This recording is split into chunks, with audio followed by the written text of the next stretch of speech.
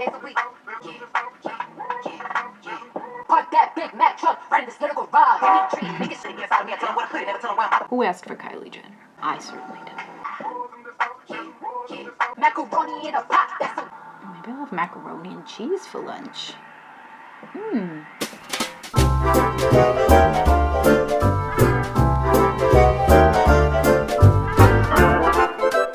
Hi, my name's Legia, and I'm a lawyer on a mission to demystify the law and how it affects your everyday life. Today I want to talk to you about WAP. WAP? WAP.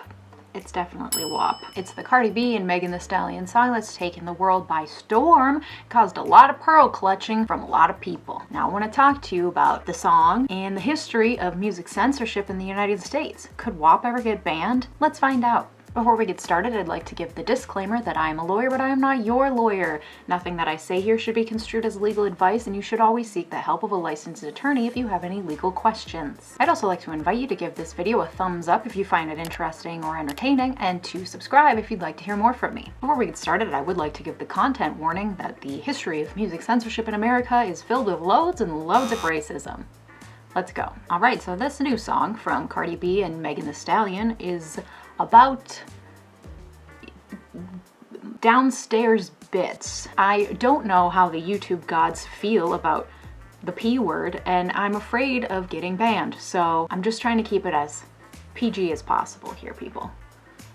Basically, you have two empowered black women singing about their own sexual empowerment. I can't really share many of the lines with you here because, again, trying to keep it somewhat PG, but there are a couple iconic ones, including, "I want you to park that Big Mac truck right in this little garage," and "switch my wig, make him feel like he's cheating." Truly, this song was bound to be an instant classic, and it's what we got. So conservatives, especially on Twitter, are quite in a tizzy, and they've been doing a lot of pearl clutching over this song. Frankly, if I had any pearls to clutch, I probably would have as well when I saw the music video for the first time, but I can also recognize a bop when I see one, or hear one. But apparently conservatives cannot, and they are saying that this song is just everything that's wrong with America and everything that's ruining good, down-home family values. Some guy named James Bradley, who's a congressional candidate from California, claimed to have accidentally watched the music video, and he said Cardi B and Megan Thee Stallion are what happens when children are raised without God and without a strong father figure. Well, Bradley, I was raised without God or a strong father figure, and I'm a lawyer, so there goes that theory. He goes on to say, their new song, the #WAP, which I heard accidentally, made me want to pour holy water in my ears, and I feel sorry for future girls if this is their role model. Conservative commentator Ben Shapiro did a whole show on it, and he tweeted that his doctor wife said that a WAP is a dangerous medical condition, but I'm pretty sure if you ever consulted a licensed gynecologist, they probably would not agree. Deanna Lorraine, who recently lost a Republican primary in Nancy Pelosi's district in California, said on Twitter that Cardi B and Megan Thee Stallion just set the entire female gender back by 100 years with their disgusting and vile WAP song. Well, Deanna, women were granted the right to vote 100 years ago, so I'd say the only things setting women back 100 years are Republican-backed attempts to disenfranchise Black and Latino voters. But I digress. So there have been calls to ban WAP, and of course there is a clean, radio-edited version of it for the kiddos' ears, and it got me to thinking about the history of censorship in America and also the racist underpinnings of that censorship. So let's dive into that. So there have been a number of songs that have been banned throughout the years in the United States. A lot of them are rock songs from white bands like the Rolling Stones, I Can't Get No Satisfaction, and the Kingsmen, Louie Louie, which that one is kind of inexplicable because you literally can't understand what they're saying, but for whatever reason, when it came out in the middle of the 20th century, people were really offended by it, apparently. You also have people like Elvis Presley, whose gyration of the hips was too much for people to handle in the 50s. But like most things in America, racism has played a large part in music censorship throughout the years. And the fact that Cardi B, a former sex worker, and Megan Thee Stallion are both sexually empowered black women definitely plays a role in the conservative backlash against this song. And this isn't the first time there's been conservative backlash against music, so let's look at that history. I'd like to first point out that Cardi B and Megan Thee Stallion are not the first empowered black women to sing about their sexuality, and I found in my studies this iconic song from 1935 by a woman named Lucille Bogan called Shave 'Em Dry. It's so dirty that I can't play it for you here, but it starts with a very explicit description of her chest. That song was never released in 1935 when she sang it, but luckily there were recordings of it so we can listen to it now on YouTube. The link is below. You're welcome. In 1955, an Alabama radio station banned all R&B music, and the Juvenile Delinquency and Crime Commission of Houston banned 30 songs that they determined to be obscene. Almost all of the artists on that list were black. In 1956, Nat King Cole was assaulted during a concert when members of the White Citizens Council of Birmingham, Alabama jumped on stage and attacked him. The group claimed that they were protecting teen girls, and this is their language, not mine, that black musicians are a part of a plot to mongrelize America by bringing out an animalism in people through the use of heavy beats in their music. And I note this language even though it's horrifying and doesn't need to be repeated, only because it's important to understand this context when looking at discussions around banning black music. Because banning white boy rockers is more to do with just saying this is obscene and I don't want my teenage girls to hear it. Banning black music talks more about mongrelization and animalism.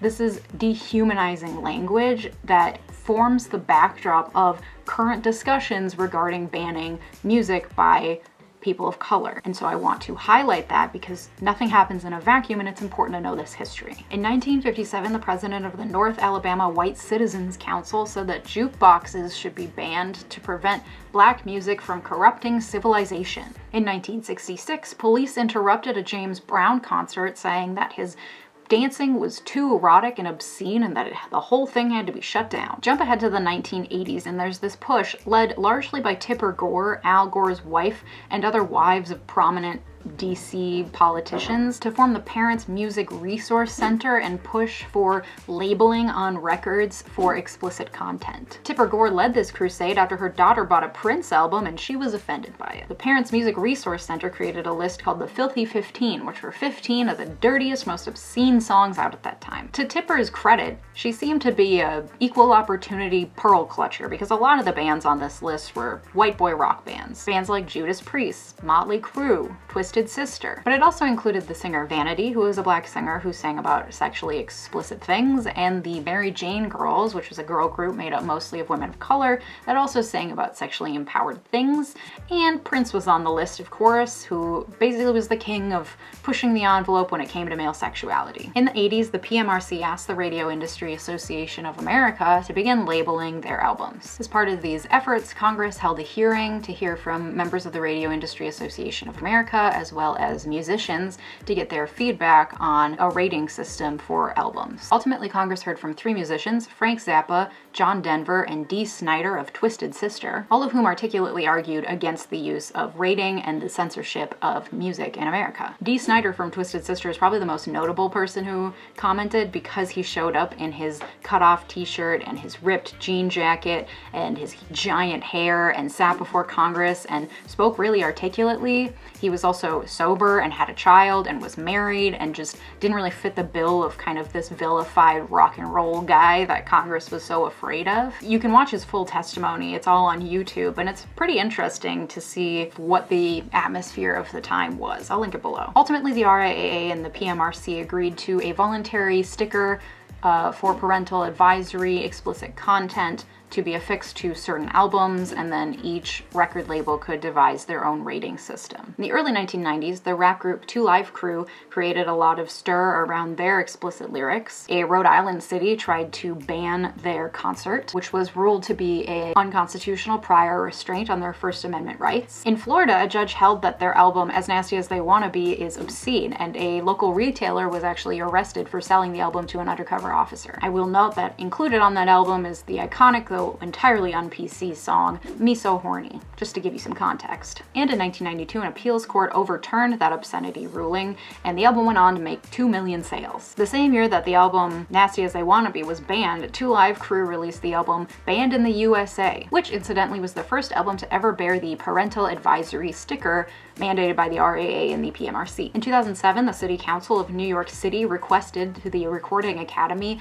to exclude anyone who uses the N-word in their music from winning the Grammys. Luckily, the Academy didn't accept this request, but you can understand how most artists who use the N-word are black, and it was clearly just a veiled attempt by the New York City Council to ban black people from the Grammys, I guess. I could see if they were requesting that it ban anyone who's white and uses the N-word in their music, but it didn't specify that. And absent that specification, it's hard to see how it wasn't just a racist attempt to ban black people from the Grammys. Okay, so throughout all of this, you might be wondering, how does the First Amendment play into all of this? Don't people have First Amendment rights? How can certain things get banned from being played or be censored on the airwaves? Well, I'm glad you asked. Let's look into it. Let's first just look at the text of the First Amendment, because maybe you've never read it. It says, Congress shall make no law respecting an establishment of religion, or prohibiting the free exercise thereof, or abridging the freedom of speech or of the press, or the right of the people peaceably to assemble and to petition the government for a redress of grievances.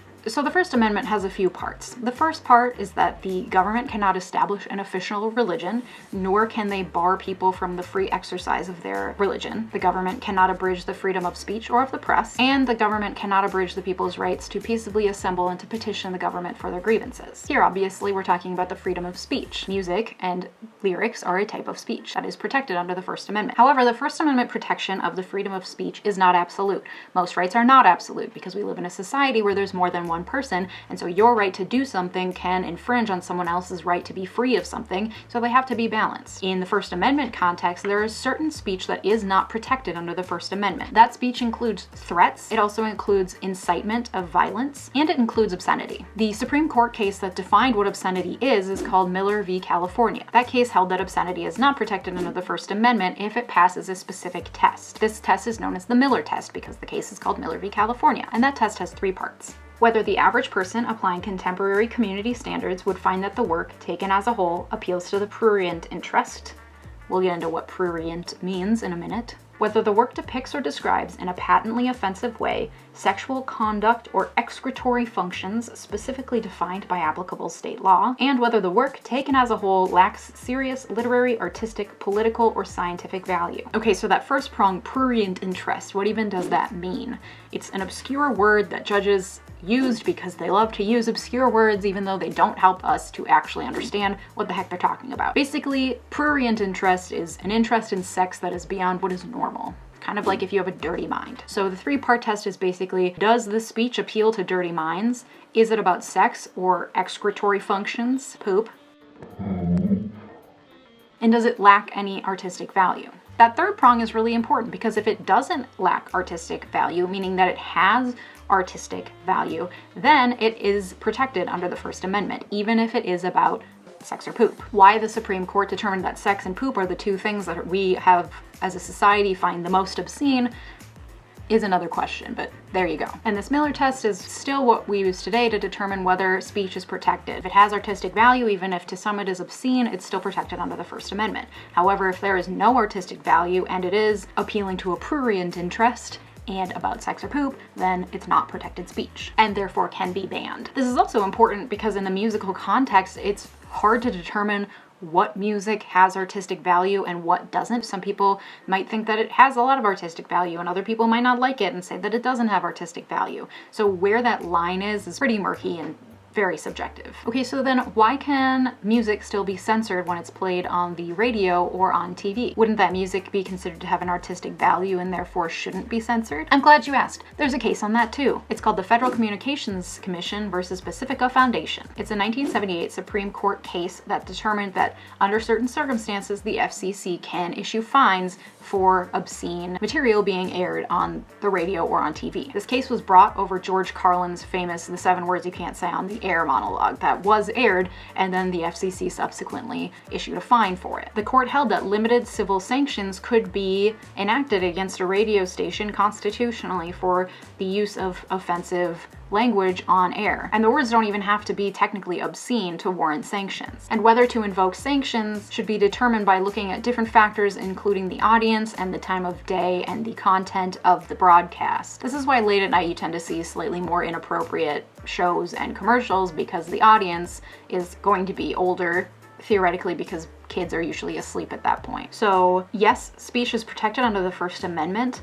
Obscene speech that has no artistic value is not, and even obscene speech that has artistic value can be sanctioned by the FCC in limited civil situations, meaning there cannot be criminal sanctions, but they can enact fines, for example, against radio and TV broadcasts. So that's a brief history of music censorship in America and the First Amendment and how it applies here. Can WAP be banned? No, I don't think it will. Obviously, it's going to be heavily censored on the radio because, again, the FCC can enact sanctions against radio broadcasters for inappropriate broadcasts, depending on the time of day and the audience. But far raunchier songs than WAP have been made and have been played on the radio and have not been banned, and they will continue to be made. It's what the people want, and it won't get banned. Did it set women back by a century? No. Women have been making this kind of raunchy music for at least a century at this point, and they're going to continue to do so.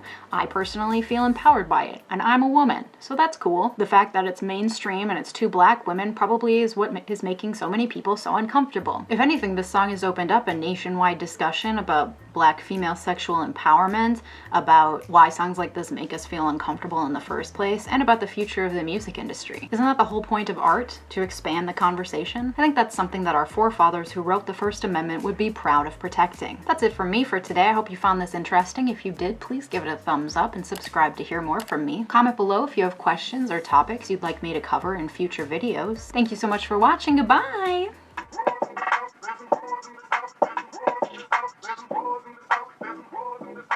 This has been fun. Okay, goodbye.